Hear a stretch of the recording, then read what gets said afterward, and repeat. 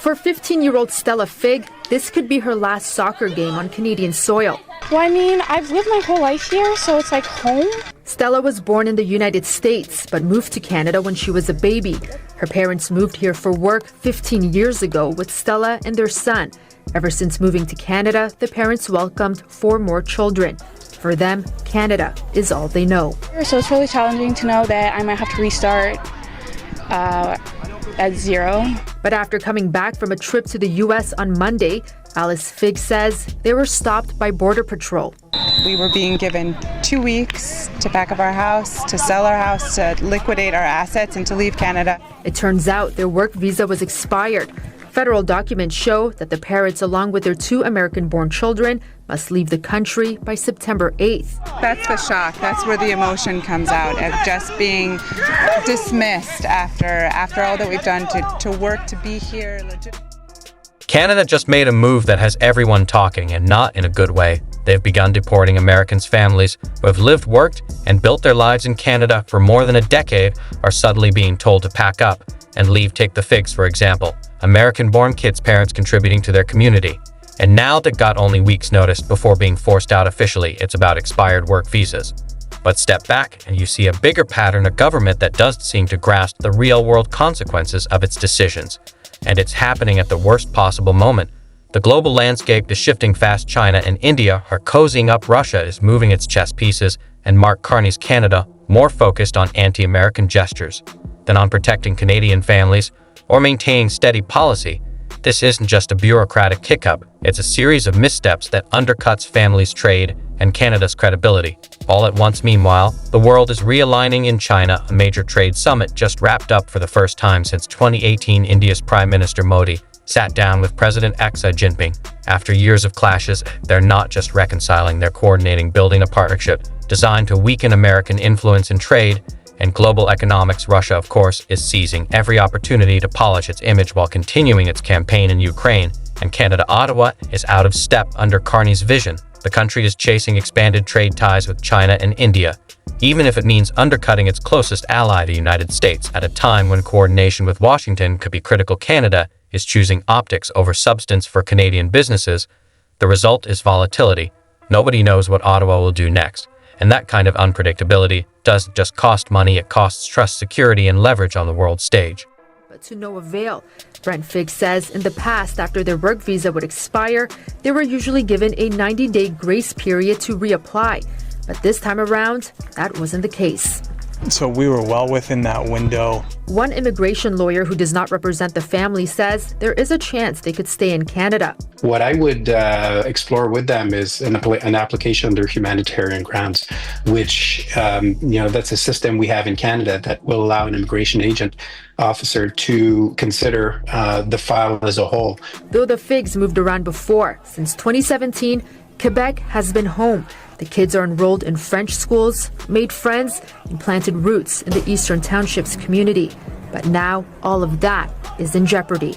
Our kids are in shock. Yeah, they know what's happening. The Canadian kids did go back to school this week just to say goodbye to their friends, just to have some last contacts. CTV News reached out to Immigration, Refugees, and Citizenship Canada on Sunday, but did not hear back in time for broadcast. Sweeta Rassi, CTV News. Story of the Figs is shocking, yes, but it's not an isolated case. Alice and Brent Fig, along with their American-born children, have lived in Canada for 15 years.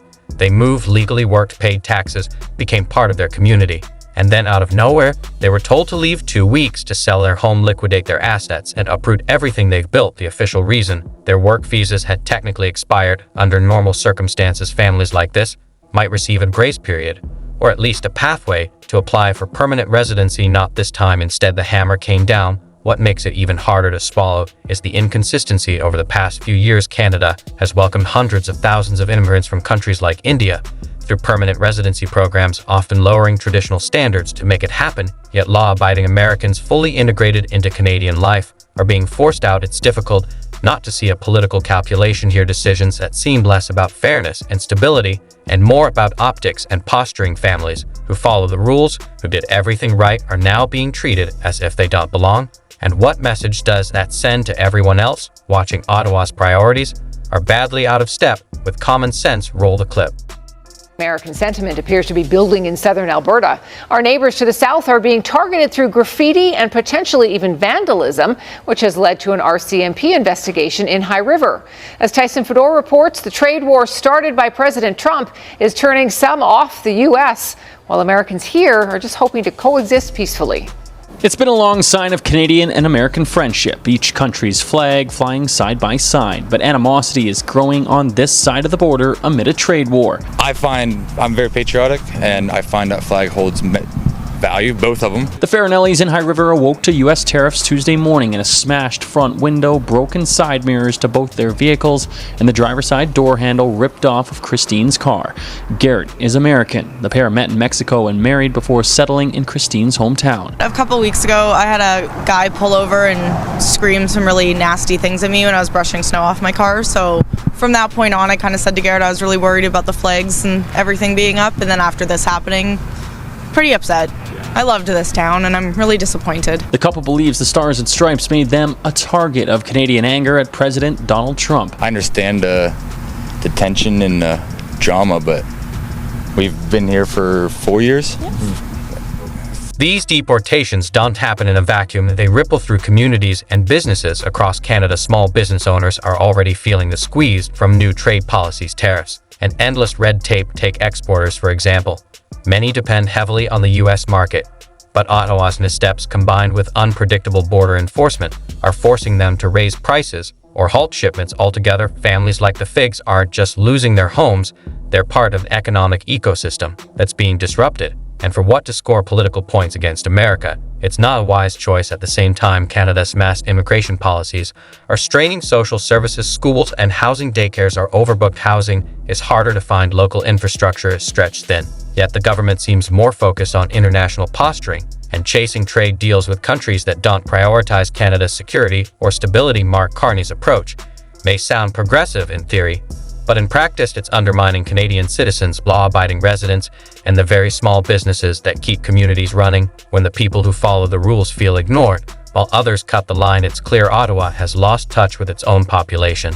And this comes at a moment when the global balance is shifting fast across Asia. China and India are tightening ties, using trade and diplomacy to chip away at U.S. influence. Russia is exploiting the chaos to continue its campaign in Ukraine, while securing financial support through new alliances. Brazil, too, is deepening its role in BRICS, pushing back against U.S. tariffs. Amid all this, Canada, under Carney, is scrambling to expand trade with China and India, but without a clear plan to put Canadians first. It looks less like strategy and more like desperation. Instead of strengthening the economy at home or securing fair deals for exporters, Ottawa is chasing optics and cozying up to partners who don't care about Canada's future. Counties are seeking a person of interest who is seen nearby, a man with a black sweater and gray sweatpants. We're alive to the fact that there's certainly some tension when it comes to U.S.-Canadian relations. We aren't able to speculate at this time what the motivation is, not having been able to locate or speak to a suspect. We have to prove the motivation, that it was motivated by hate or bias. RCMP say no other incidents similar to this have occurred. In Calgary, graffiti on Centre Street Bridge declared there is no enemy like a friend betrayed. Meantime, one travel agent says she's seen a dip of 25% in business in the last year, with fewer people seeking out American hotspots. Nobody wants to go to the States. There are a few people with maybe unlimited resources that it doesn't really bother, but I believe that it's not even just because of the dollars, as people do not want to support. While this group of friends from Toronto are off to Las Vegas, and maybe for the last time. Some we had booked before, so we're going through with it, but probably our last U.S. trip for a while. Tyson Fedor, CTV News, Cal.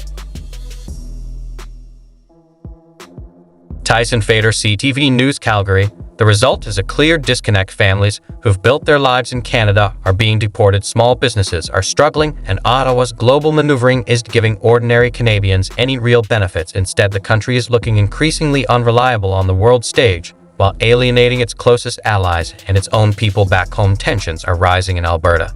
The Wexit movement is no longer just talk, it's a growing push for provincial sovereignty. Fueled by frustration with Ottawa's mismanagement, Premier Danielle Smith has been holding panels across the province asking residents about policy independence and even the possibility of a referendum. maybe even joining the United States. People are paying attention because the issues is raising cut to the core of governance, representation, and fairness. Alberta's frustration isn't surprising. For years, the federal government has prioritized international optics over domestic stability. Families like the Figs are being deported, small businesses are being crushed. Meanwhile, billions are poured into trade deals that deliver little at home. Albertans see it, and they're asking whether staying in Canada is truly in their best interest. Ottawa may dismiss this sentiment as fringe or foolish, but the dissatisfaction is spreading. If Alberta seriously moves towards sovereignty or closer ties with the U.S., it won't be out of nowhere. It will be a direct response to a federal government that repeatedly places foreign posturing above its own citizens. Canadians are realizing the truth. Decisions made in Ottawa don't always reflect their best interests. Families, communities, and businesses are bearing the cost, while the government chases optics abroad. This is madness at the end of the day. The message is simple: Canada cannot afford to keep repeating these mistakes. Law-abiding families shouldn't be deported, small businesses shouldn't be crushed, and foreign strategy should never come at the expense of the people at home. Right now, Canada is at a crossroads. The choices Ottawa makes next will define not only its standing abroad,